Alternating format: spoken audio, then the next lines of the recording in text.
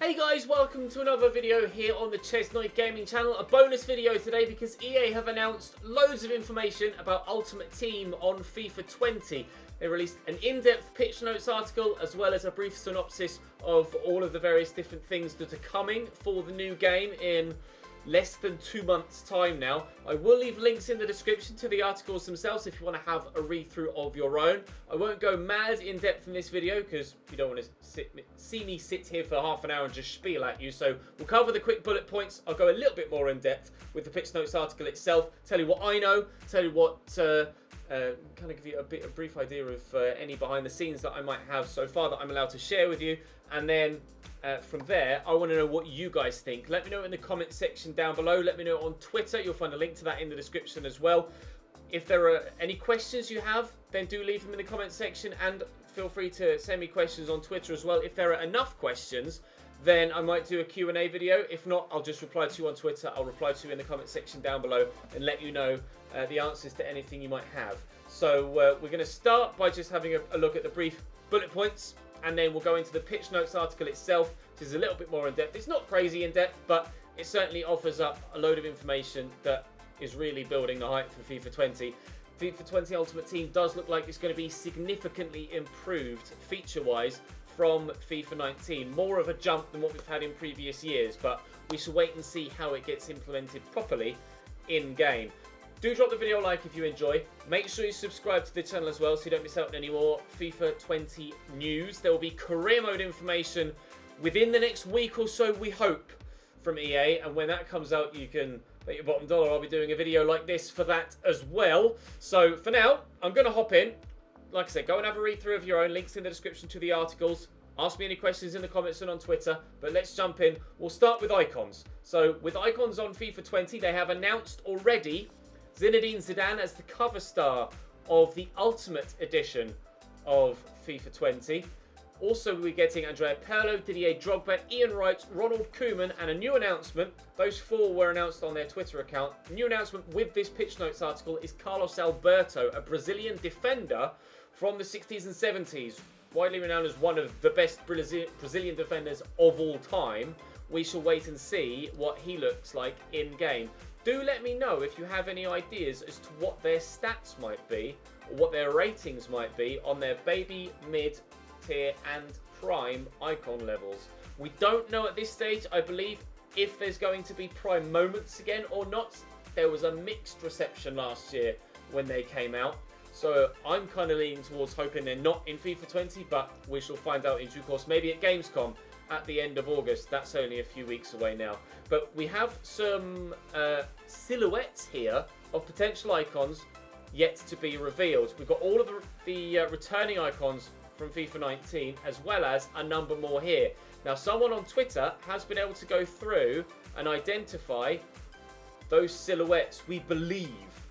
Not 100% yet, but pretty easy to see how close those silhouettes are to the ones that you see on the picture that I'm going to bring up for you in the video now. So we've got Kaká, Tim Cahill, Michael Essien, Garrincha, Cafu, yeah, that's Cafu, isn't it? Ian Rush, Hugo Sanchez, John Barnes, and Kenny Dalglish. There is a bit of question as to whether the Cafu is actually Pep Guardiola. That could be Cafu, it could be Pep Guardiola. It looks more like Cafu from the silhouette, other than the Pep Guardiola silhouette that is on a different mock-up from someone else on Twitter. Like I say, I'll leave the pictures on screen if I can get them saved onto my PC and put them into the video. But they look pretty bang on with regards to the silhouettes and the pictures that they've used. So I'll leave links to those tweets in the description as well for full credit where it's due. So icon-wise, I'm very pleased with Zizou. We've wanted him forever. Didier Drogba obviously is a Chelsea fan, thrilled that he's coming back. Can't wait to use him. Arsenal fans will be delighted at the fact that Ian Wright's returning. Andrea Pirlo's Andrea Pirlo. Ronald Koeman was also an incredible defender in his time. Obviously, more recently been known as a manager in the Premier League and elsewhere. But Carlos Alberto, I don't know too much about. I'm intrigued to see how good he's going to be once we get in game.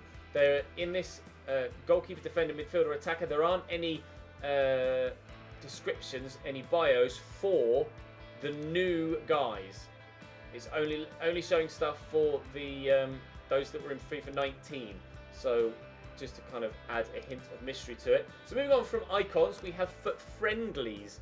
Now there's going to be a house rules option in Ultimate Team this year. Obviously in 19 you had house rules on kickoff, which was only offline on kickoff. Now it's going to be in Ultimate Team with new game modes and online too. New game modes including Mystery Ball, where you get different power-ups at different times throughout the game based on the colour of a little disc that's around the ball, including shooting boosts, dribbling boosts, speed boosts, and then passing boosts, as well as an all boosts option as well. I have played this game mode and it is a lot of fun. Key to point out though, in these house rule modes, they are friendlies. They don't take the contracts away from your Ultimate Team players. They don't take the fitness away from your Ultimate Team players. And they don't count towards your overall record either. They are pure friendlies, no coins. It's a fun, casual way to play Ultimate Team with the team that you've built in regular Ultimate Team, which I think is a very good move. There's King of the Hill as well, where you have to keep the ball in a square box. And there's a timer that ticks up from 0 to 1 to 2 to 3. And as you're out of the box, it will then cool down. If you score a goal when it's on 3, you get 3 goals for that goal. If you score when it's 2, you get 2. If you score when it's 1, you get 1. If you score when it's on 0, you can't just play it like a normal game of FIFA, because by default, the ticker is at 0, meaning if you score a goal, it doesn't count. You have to go to the King of the Hill box to get the goals to count. So it prioritizes objective play. I mean, you can't play it non-objectively because you can score, but it won't count. There's also max chemistry, where it doesn't matter whether they have nation links, league links, anything else like that from regular Ultimate Team. In house rules, everyone has max chemistry in the max chemistry game mode, meaning it's a great way to try out new players. Say you've got someone that you're not sure about, you don't know how they're going to play in game, buy them, pop them into your squad for max chemistry, and then you can see how they're going to play in game without having to completely change around your entire team to try and fit that one player in. You can try, say, a new right winger, see if they're any good before selling the rest of your team to fit that right winger into another team, if you see where I'm coming from. And then also swaps. I haven't played swaps or max chemistry, but swaps exclusively in FUT. 3 players are randomly swapped from your team with your opposition, which is interesting. So you could gain your opponent's star player, but you could also lose yours.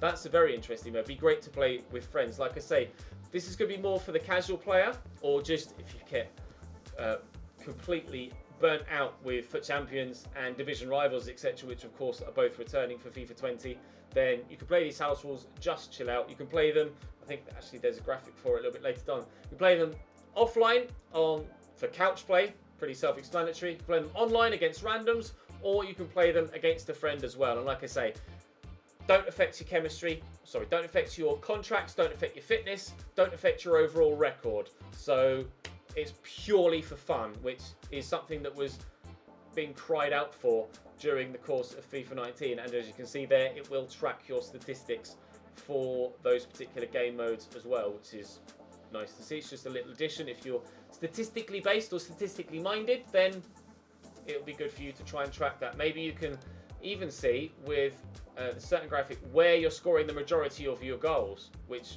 actually might help when it comes to trying to improve your all-round play. Season objectives is the next one. Now they have, as it says there, redefined the objective system. We still have dailies and weeklies. I don't believe monthlies are there now at all. We have instead seasonal objectives, because there's a battle pass style system in Ultimate Team on FIFA 20, which is a phenomenal addition. That's going to be so good updated. Not sure how regularly it'll be updated, but I would imagine close to a monthly system. But that's pure speculation at this point. I'm literally just speculating with regards to how often the seasons might be updated. I haven't yet read through the pitch notes in detail to see if there's actually a definitive answer to that question. But this is what the new UI is going to look like. Ultimate Team menus do look a lot different this year in a number of various different places. Here you can see seasonal objectives. So score for Serbia, goodbye Bundesliga, it takes finesse, etc. And you earn XP as well, which will also count towards your ranking for your battle pass. And obviously as you move through the battle pass, you'll unlock customization options, players, packs, coins, loads of various different things. And again, milestone objectives are a new one. Seasonal objectives will refresh, milestone objectives won't. Actually, no, I believe milestone objectives will. Foundation objectives are like the starter objectives. Milestones, I believe, will update. But we can go into a little bit more depth with that when we go to the pitch notes article. And again, more ways to play. It says squad management is looking a lot different. Like I say, the UI is completely changed. If you look at that picture, I'll try and bring it up bigger on screen in editing if I can. Everything looks a lot different.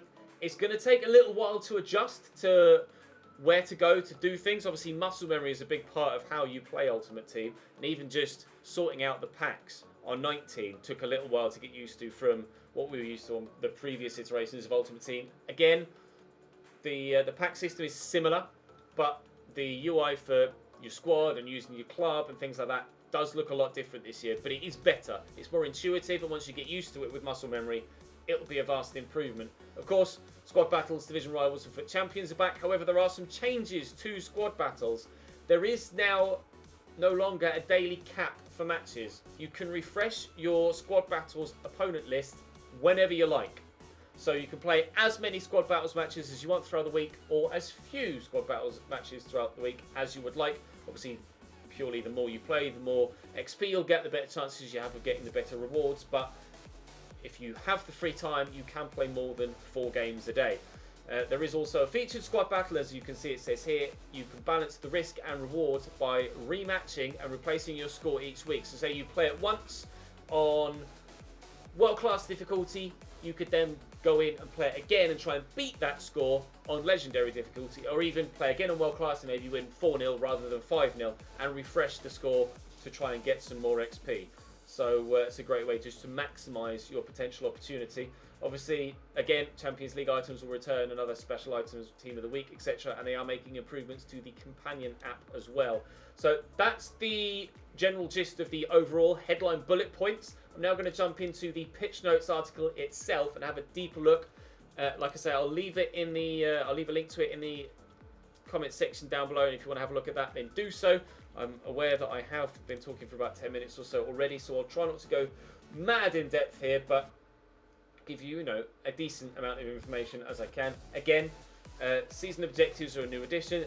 Really pleased with that. They'll update with each new iteration of the season. You can see when you log in, you'll find the new objectives hub. There are new UI iterations in for FIFA 20, so new sections of Ultimate Team. You get the daily objectives, which we already know about. Weekly objectives, again, they'll be similar to FIFA 19. The season objectives, as we mentioned, longer term challenges to finish, and they'll remain live until the last day of the season, and they will, I would imagine, update with a number of seasons. Like obviously in Fortnite, there's season 1 and season 2, and there's now, I think, is it season 8 or season 9?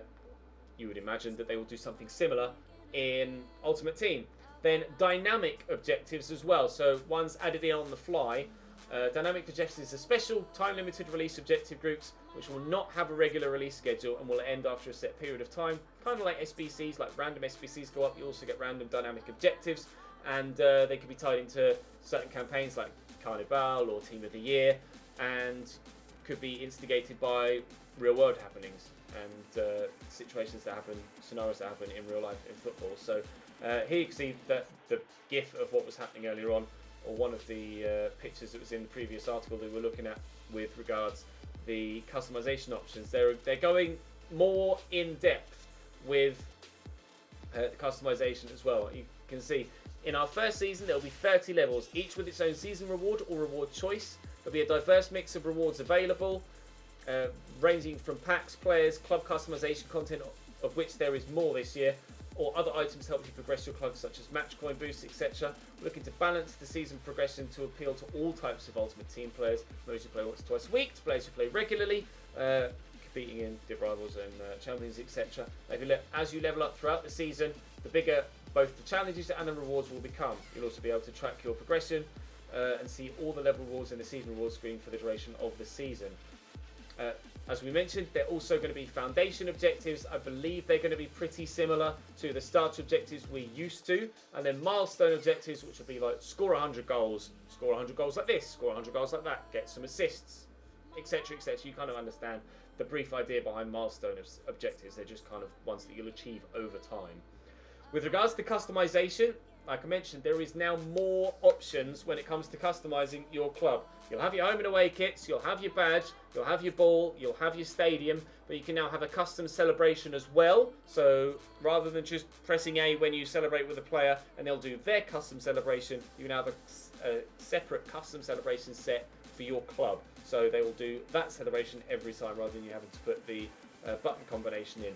Also, you can customize your stadium with a theme, which is obviously, you know, when they have the Champions League at kickoff, they all shape the big shape of the Champions League ball on the centre circle. You get customizable ones of those, and then also it's called Tifo, as that's the name for it in Italy, I think, where, you know, you have the tifosi and they all hold up either like square bits of cards that form an image, or like in Germany where they raise up the picture here like a canvas, a banner that comes up in front of the stand. That's what this is in FIFA 20 Ultimate Team, and there are multiple of those that you can unlock, getting packs, via objectives, etc., to help further customize your club. And also there are more unique ball options. As you can see here, this is like a 16-bit ball, I believe it's called, so it looks like it's kind of a ball made out of Minecraft blocks, etc. But there you go, it's a better image of the sort of tifo that you'll be able to get. Obviously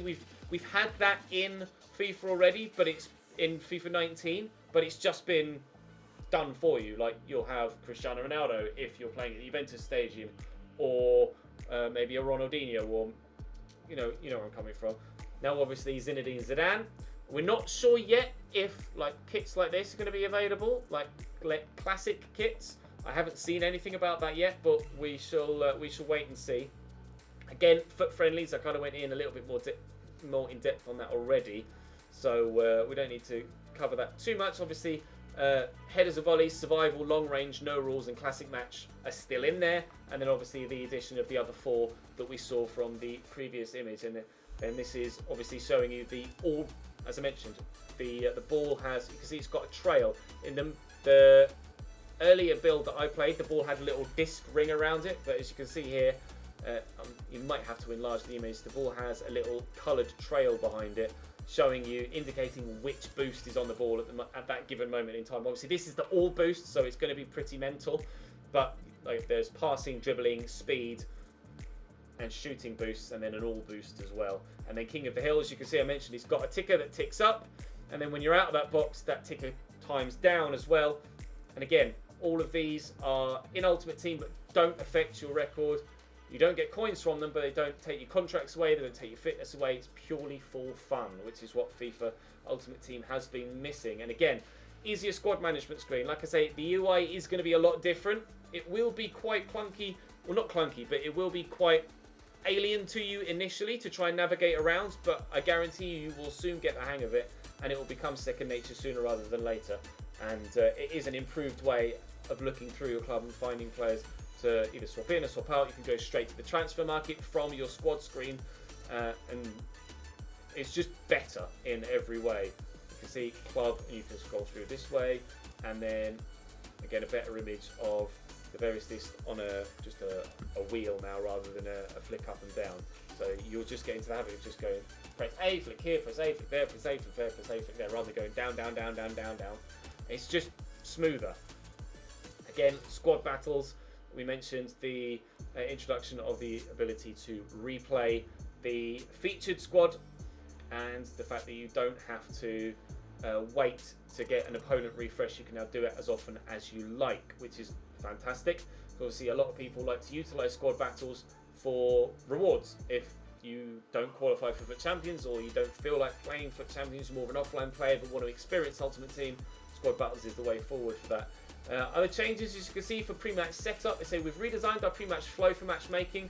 You'll see new options when it comes to selecting your kits. There'll be the option to select playing against your opponent in your other kit for a guaranteed match experience, or to play against your opponent in one of their chosen kits. So you can either play with your home and away kit like you do in FUT Champions now, or you can play in your home kit and play in there, and they'll play in their away kit. The kits your opponent is not. I'll start again. The kits your opponent is using will not be displayed before the match starts, but like it says here, they'll use behind-the-scenes logic. Basically, the game will make sure that you don't have a red kit playing a red kit. You won't get kit clashes. New kind of, I don't really know the term of phrase, but things just to make things easier for you. New systems in the UI. You can now bulk quick sell consumables from your club, which means you don't any longer have to just go a quick sell 1, a quick sell 2. It's just so much quicker and easier. From the start of FUT Champions in FUT 20 and throughout the year, they plan to have more with the FUT Champions red players earned as part of the weekly rewards. And also the SBCs that we got later on in the year in FUT 19 are going to be in from the beginning. So if you get red items that you don't want to use, you can immediately throw them into an SBC and run the chance of getting a better red item. So obviously they were highly utilised once they added them into 19. Like March, but we're going to get them from launch this year, which is great. There'll be an SBC to submit any 5 champions items for an 83 to 86 rated champions player, so 5 red players for 1 83 to 86 rated red player, and additionally they'll have an SBC with requirements to submit an 81 rated squad to receive a player pick of 86 plus. Division Rivals rankings, a few tweaks for FIFA 20, but still Division 1 is going to be 1900 as it was in FIFA 19. Stadiums, it says in an effort, basically with stadiums, you know, sometimes you play at a ground, it's got horrible shadows. That's not going to happen online anymore. The game will determine whether you're going to play at daytime or nighttime. Obviously it's nighttime, minimal chance of shadows. If you're during the day, it will make sure that the sun is in a position where it casts the least amount of annoying shadows onto the pitch as possible, which is brilliant. And again, there are changes to the companion app. They've also had deep dives for gameplay and for the pro clubs side of things as well. I haven't got into that. Pro clubs isn't necessarily something that I'm that keen on, or I just don't find it that fun personally, but I know those of you will, and you can go and find those links in the description, like I say, as well. But that, I'm going to wrap this up here because I'm already about 20 minutes. Do let me know in the comment section what you think of all the additions coming to FIFA 20 Ultimate Team. Like I say, I'll do another one of these, probably go even more in depth for career mode when that gets announced as well. And I'm looking forward to hearing what you guys have to say in the comment section and on Twitter too. Drop the video a like if you enjoyed. Make sure you subscribe to the channel too. I'll see you next time.